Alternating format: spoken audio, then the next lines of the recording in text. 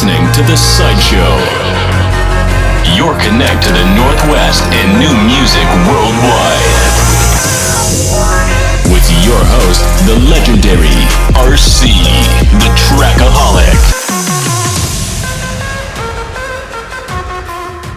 Yo, what's happening? RC, the Trackaholic here. This is The Cide Show. I got Adrian, Mr. Adrian with me. It's Mr. Adrian, right?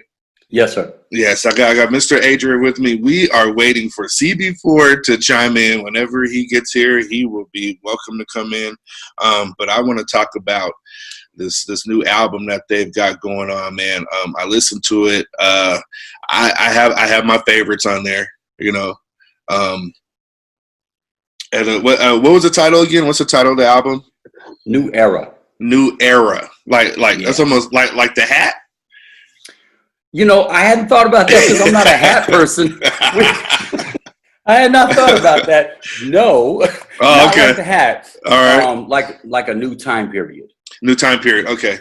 You know. Dig it. Okay. So, now did you guys do that online? Like, was that an online exchange, like totally, or did you guys hook up? No, I mean, he's in Seattle. I'm in New York. It was entirely online. As far as the album itself, most of it I had already put most of it together. Okay. And I knew I needed scratches. And so I hit up SEABEFORE and I was like, what you got going on? Are you free? Mm-hmm. And he was down to do the project. And I said, listen, man, this is a joint venture. It's your cuts and my beats and rhymes. Let's put it together. So we did everything online. I mean, you know, we called each other, text each other and kind of hashed out ideas about what goes into a song or what should belong there. And, 9 times out of 10, I'd wake up in the morning like Christmas and there's a song in my inbox. And that's a good feeling. Oh, I know it was that beautiful. feeling. Yeah. It was beautiful. And I'd be so excited, but I couldn't text him because it's like 3 a.m. His time, your time. Right. So I'm on my way to work bumping his scratches in my head. So yeah, it was done entirely online. There was, I would say maybe half of the album had already been recorded. It just, I had left breaks in between the verses. And then I just had to kind of buckle down and record the other songs in order to give him material to lay his cuts over. Nice. Okay. That's one thing about, of course, technology with, you can make a record with anybody anywhere, you know. One thing about the studio, you know, maybe some might say that, you missed the chemistry and the vibe and all that kind of stuff. But I tell you, it takes real musicians and real artists to be able to come from both sides of the continent and make something like this. You know what I'm saying? I mean, that still takes talent. That's what's up. Thank you. I think there's some truth in that. Cliff and I have known each other for a long time, and I know that we love the same music. So I think maybe out of all the things that I suggested he scratch, there might have been maybe 1 or 2 where he was like, that's not going to work. Right. But the rest of the time he was like, I got you. And then next morning it's Christmas and there it is, you know? So it was, the chemistry was really solid and gelled really quickly. Cause like I said, musically and artistically, he and I have known each other for decades at this rate. So I knew it was going to be a good pairing. Okay.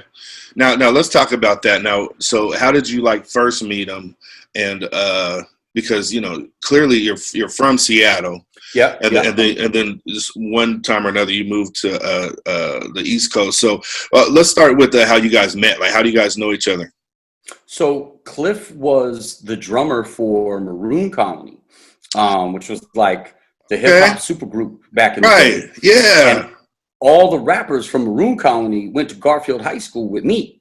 Okay. So I knew all the MCs from Maroon Colony, and I met Cliff that way as I was exiting high school. I'm a couple years older than they are. And so I was exiting high school, and I was just starting to rhyme. Right. And they were the house band at the Mecca. The Mecca. Oh, wow. Yeah. I remember the Mecca. You were at the Mecca? Yes, sir, I was. Oh man, it's crazy that we hadn't met. Like, I used to come down there where Oracle's Creed all the time. Okay. Yeah. So that's originally how SEABEFORE and I met, and then I moved. I left Seattle I left Seattle a couple times, truth be told, but I eventually finally settled in Brooklyn in '99. Okay. And I gotta give it up to Facebook, because Facebook allowed us to stay in touch. So right. We've been in communication with each other for years now. Even though there's probably like a 10-year gap where we weren't, nobody knew where each other was. Yeah, but that's originally how we met. We met back in the 90s, and during the Maroon Colony heyday, the Source of Labor heyday, the Black Anger heyday. Yes. Like that's my time in Seattle. Wow, man, that's an excellent time, man. Like, hell yes. Yes. Now, can you I got CB4. He's going to come in a second. Before I bring him in, I want to ask you, can you describe to people, like somebody who would never know, about the Mecca and that vibe, and because yes. Something like look, just go for it, man. Mecca was a Black-owned cafe and spot for music in Seattle, in yes. particular Seattle hip hop. Mm-hmm. I remember Vitamin D was the house DJ at the Mecca all the time. Yeah. So I cut my teeth at the Mecca. The first time I picked up a microphone was at the Cypher at the end of the night at the Mecca. The yes. first time. So that was like, the Mecca was the spot. Man. And and it was like I said, I knew all the MCs from Maroon Colony, and A-Sun went to high school with me as well. A-Sun yes. was kind of like my link into all of that. Right. Wow. It's a trip that I hadn't met you down there, but because I mean, so many people used to come down there. Yeah. I don't even remember how that ended, but like I used to come down there with Oracle's Creed, and then I actually connected. Do you know POT? I don't think so. Prophets of Truth. So my cousin was in that group, and I hadn't seen my cousin in years. And they showed up at the Mecca, and so I reconnected with my cousin and his group, and we wound up doing an album. I used to come down there. I was with the Cidewayz records, so I used to come down there with my brother, and we used to come down there with we used to bring Squeak down there. We were doing a Squeak's album at the time, and so like that. I mean, but the Mecca, there will never be anything like that. You know what I'm saying? Will. Yeah. And it's great memories. Just when I think about that place. To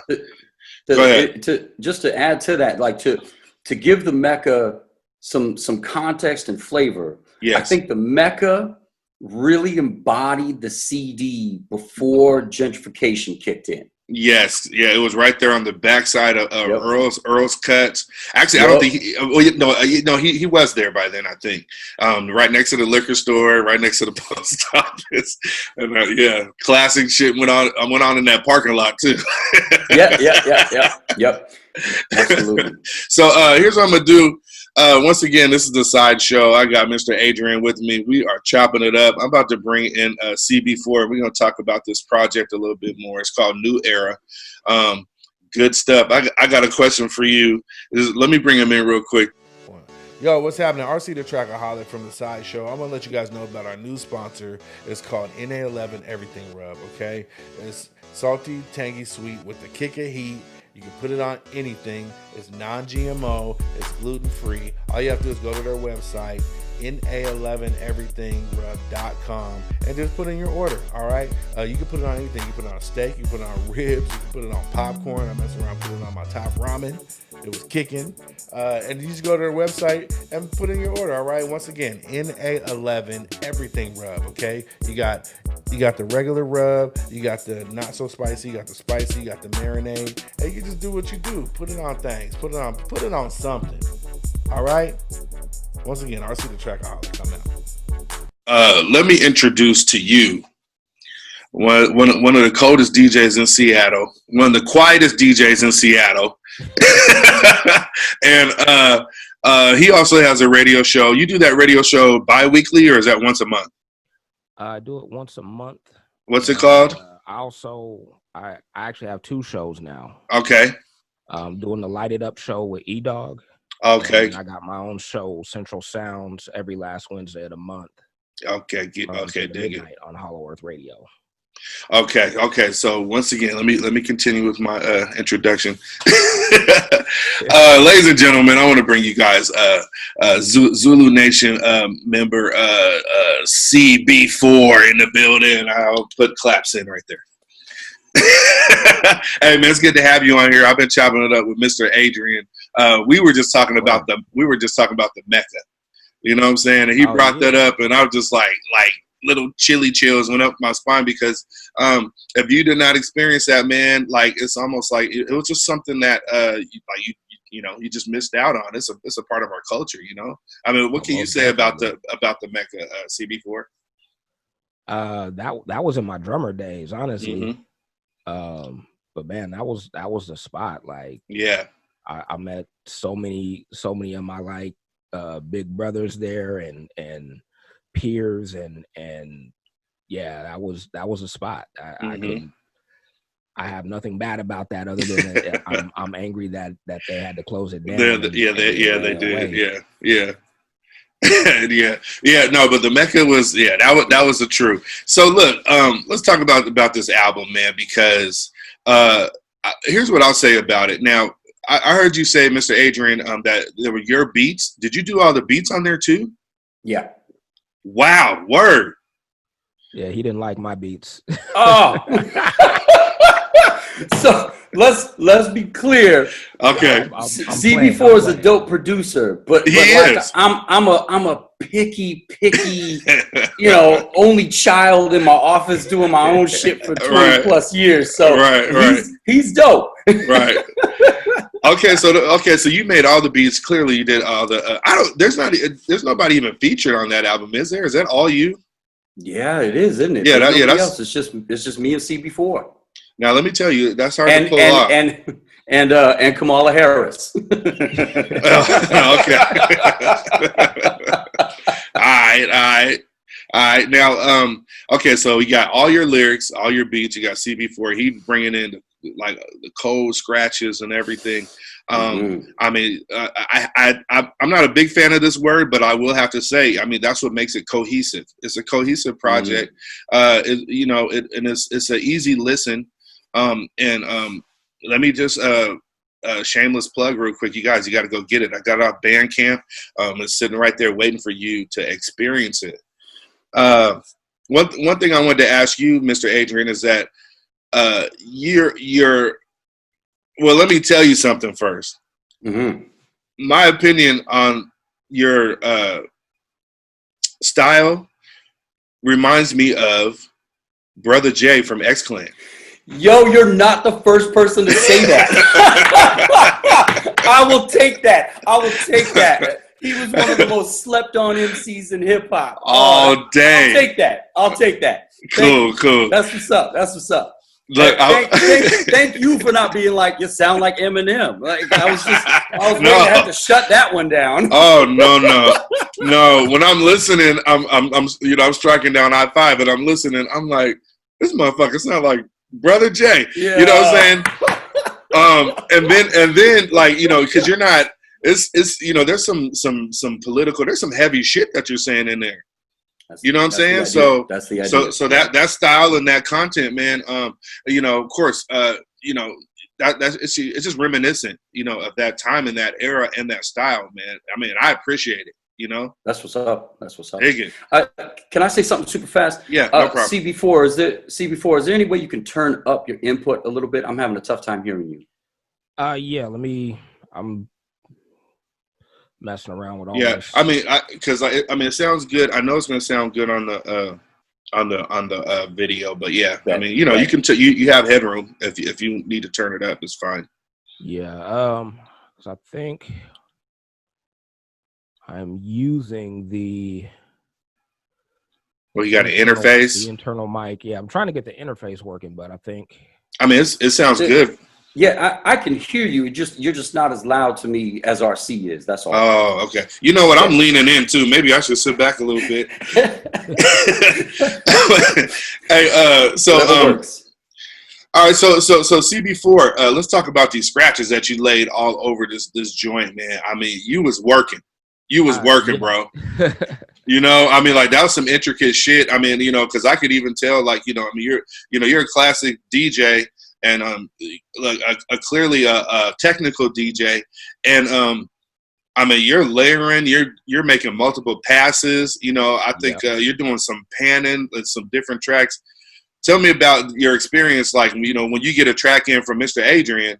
I mean, like, how do you attack it?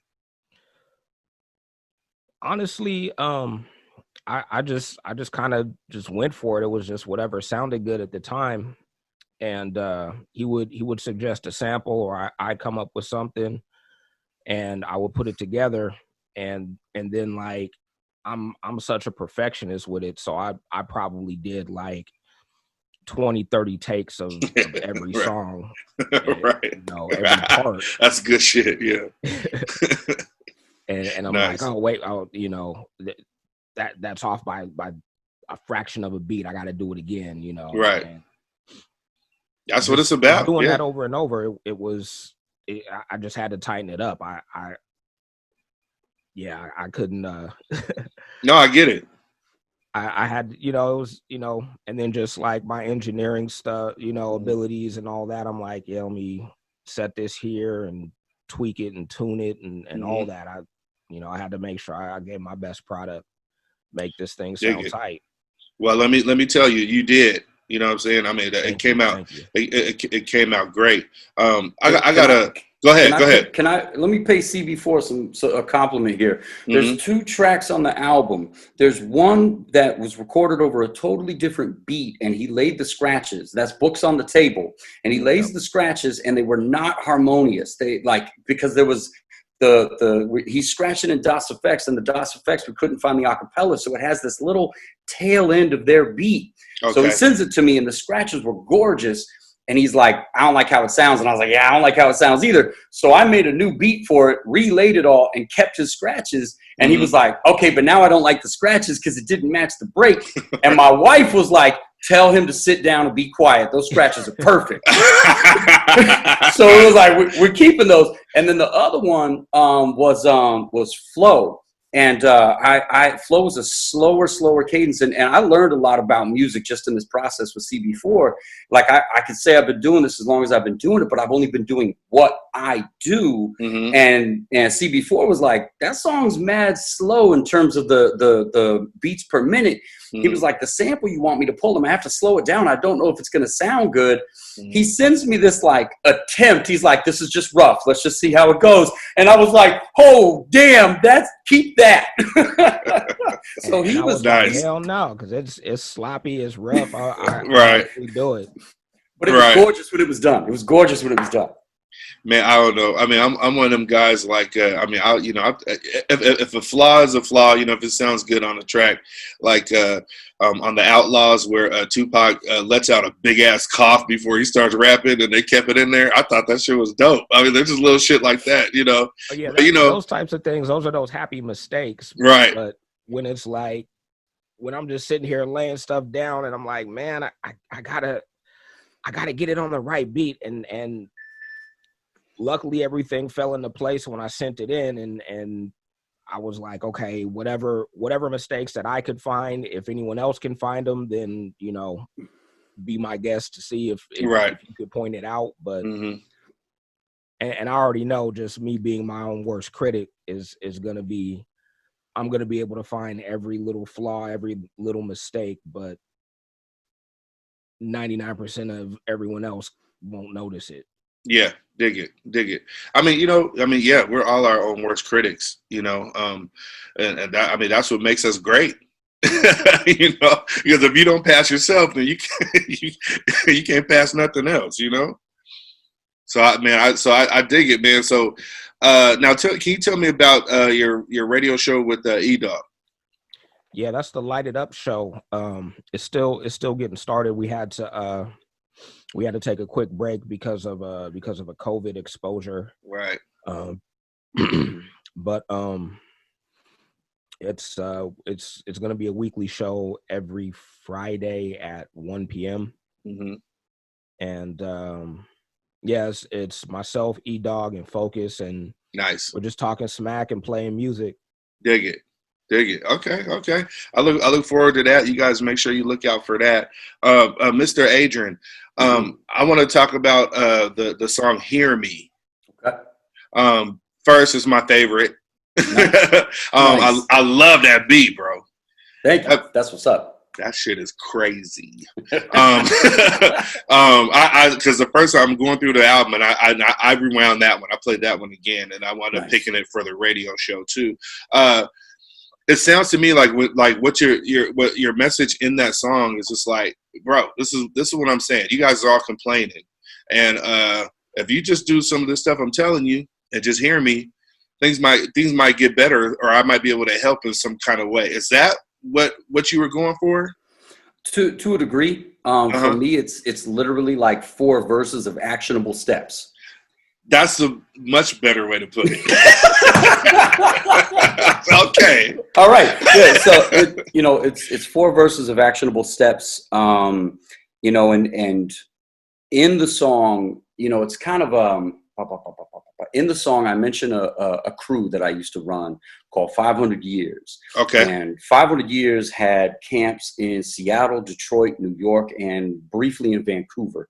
Now, if you do some digging, it's 500 Years had a lot of Seattle heads that were involved in it. A-Sun was a part of 500 Years. Okay. Show Enough was a part of 500 Years. There was a gaggle of people. Macklemore got his feet wet with 500 Years. Gabe Teodros was part of 500 Years. So there's a big bunch of folks.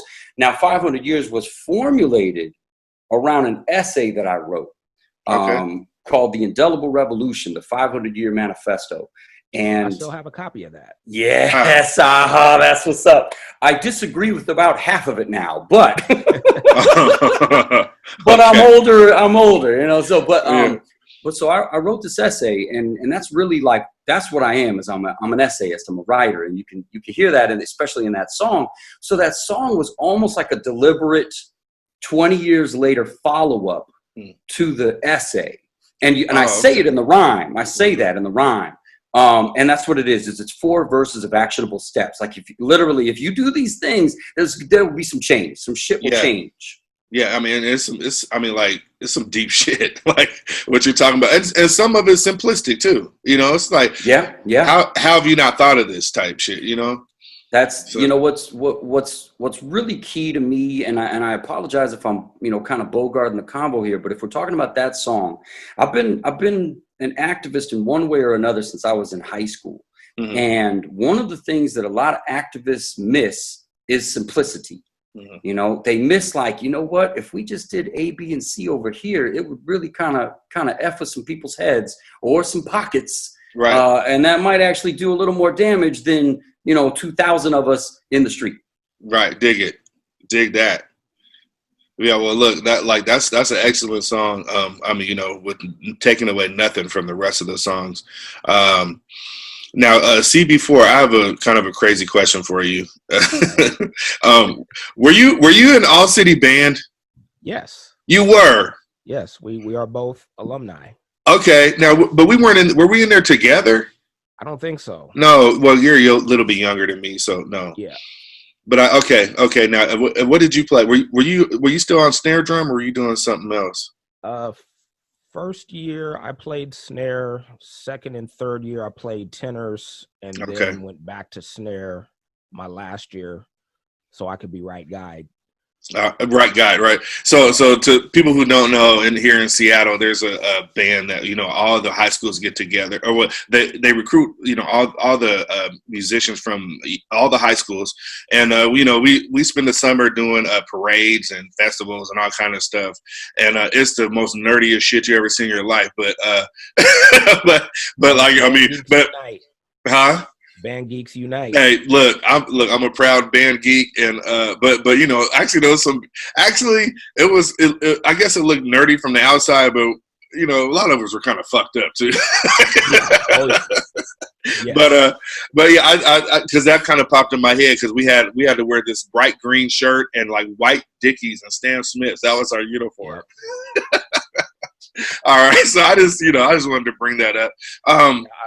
Somebody had posted a picture of you a few years ago. I think it was probably me. I probably posted. You were, I think, Paige posted it. Okay. Yeah, page one, also a band geek. Yeah. Yes. Yep. And I was skinny. Now I look like I ate that guy. That's in the picture. But shout out All City Band. Shout out to any band that will produce more great artists in the Northwest, because you got to start somewhere. Most definitely. Man, you guys, Adrian is Mr. Adrian. Is there anything you want to plug? Anything you want to put out there? I mean, go listen to the album. Yeah, it's your favorite track is "Hear Me." I think my favorite track is "New Era," is the title track. Okay. That's my second. That's my second. Nice. Mm-hmm. And it's like I said when we first started talking, I was like, this is easily my best album, but it's my best album because of CB4. Dig that. As CB4, plug away, man. Let them know what you got going on, man. All right. We'll definitely pick up the Mr. Adrian and CB4 album. I don't know if it's officially released, but I bought it off of Bandcamp. So. Oh yeah, no, it's another project. Oh, another one. I'm not sure. Oh, okay, sorry. But my big bro Logic Amen has got a mixtape. And I know it's like been in the mix, but I don't know if it's officially released as far as what he's promoting. But I did the cuts and arrangement for that, and I actually nice have a beat placed on that for one of the interludes. But it's one of my beats, so for people that still don't know exactly what it is that I do, because I've done so many things over the years. Right. I make beats. At some point, you might catch me on the mic. Mm-hmm. Who knows? But got that. Got a weekly mix on E-Dog's Cidewayz Radio, E-Dog Station, every Friday at 7. Nice. Just an hour-long mix, but that's Cidewayz. That's Cidewayz Radio, correct? Yep, Cidewayz Radio. Shout out Cidewayz Radio, man. Like we're the guys that are playing your stuff or their stuff or whatever. But you can come listen to it on Cidewayz. You can listen to it on the Cide show. You know what I'm saying? We're plugging each other. This is not a competition. This is about our region and our music. Oh yeah. Yeah, definitely. I got the mix on the Friday night mix. That's like classic hip hop. Nice. Whatever I feel like rocking. But that's every Friday. There's the Light It Up show that I'm a part of on Cidewayz Radio, where we're playing it's mostly local music, but we feature whatever. And like I said, it's myself, E-Dog, and Focus talking smack and playing music. And then I have my own show, Central Sounds, on Hollow Earth Radio. And that one it started out pretty much strictly Northwest, but I had people reaching out to me from all over the place. Right. Shout out to the Project Blowed family. They sent me tons of stuff. So I was like, man, I got to rock that. Been fans of so many of those artists for so many years. So I was like, I'll expand it, but it's always first and foremost about the Northwest. And as I always say, I love my city, even if the city don't love me back. It's all about plugging the soil. Definitely. Well, you guys, I want to send a warm, huge thank you to you guys for rocking with me during the Seahawks game on a Sunday morning. And I want to let you know that you have a very nice project out, and I hope everybody and their mama and their half auntie go and get that shit. You feel me? Especially people's moms. Yeah, definitely. Yeah, because it's really crucial that. Well, with that, you guys, we're about to get out of here. Once again, this has been the Cide Show. I am RC the Trackaholic. I had Mr. Adrian and CB4 with me today, and you guys go check those guys out. Check me out. Check the app out. HHNS Vibrant Magazine. We're here to serve you guys. So look for us. Support us, and do whatever you got to do. And send lots of money.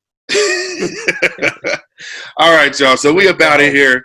Tip your podcast host. I dig that. Yo, so thank you.